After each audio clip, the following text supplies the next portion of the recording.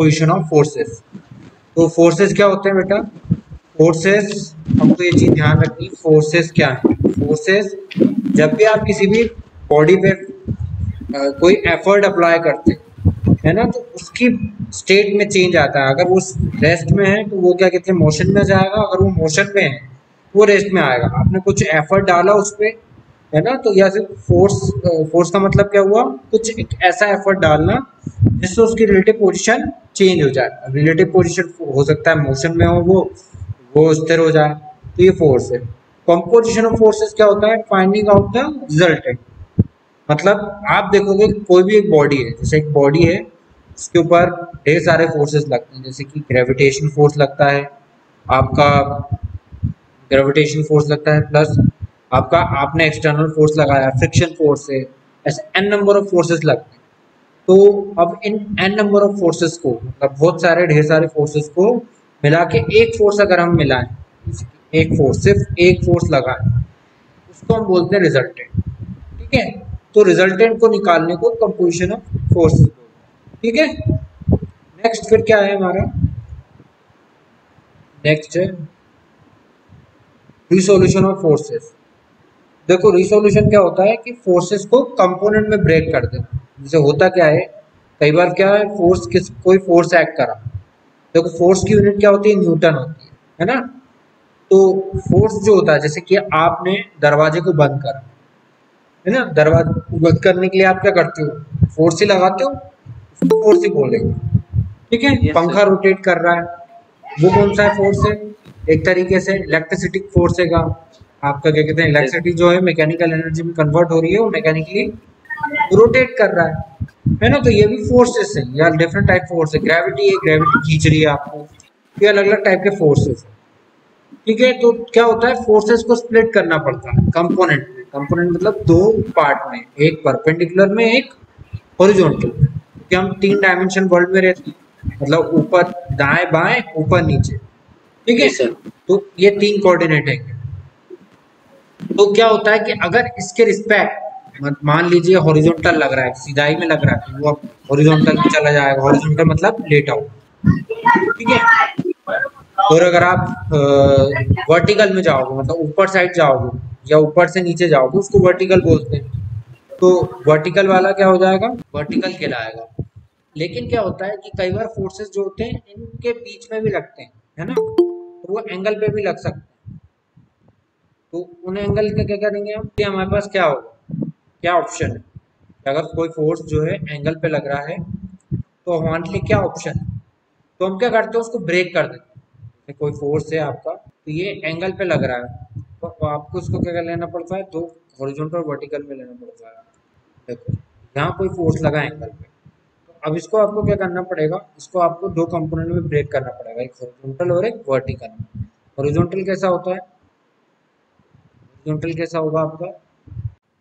तो देखो ये चीज समझाई गई यहाँ पे, हॉरिजॉन्टल क्या होता है और वर्टिकल क्या होता है।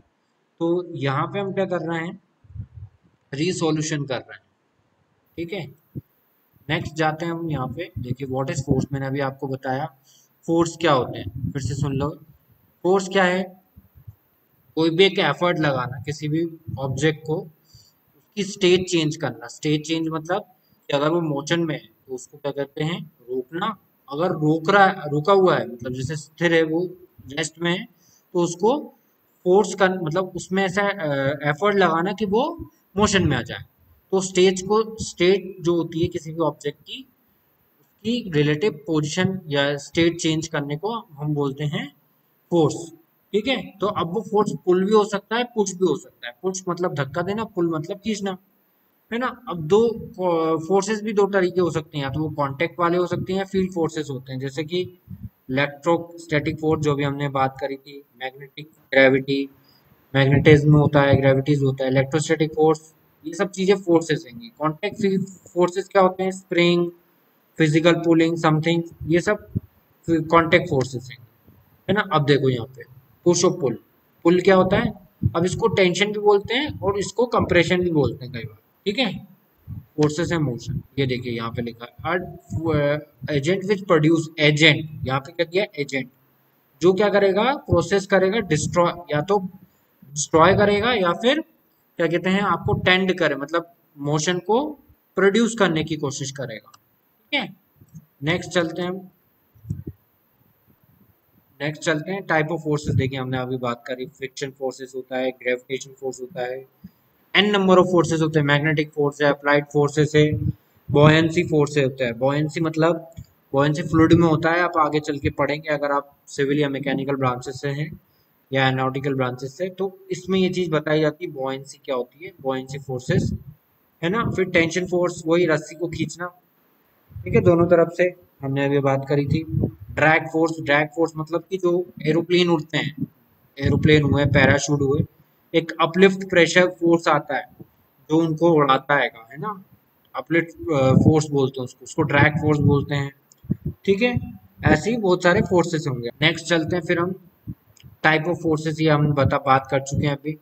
फिर नेक्स्ट हम आते हैं इफेक्ट ऑफ फोर्सेस, क्या होता है बॉडी, तो हम ये बात कर ही चुके हैं, मोशन चेंज होता है। इसके साथ साथ क्या होता है कि बॉडी को इक्विलिब्रियम में लाने की भी कोशिश करता है, मतलब एक रिलेटिव पोजीशन में भी लाने की कोशिश है।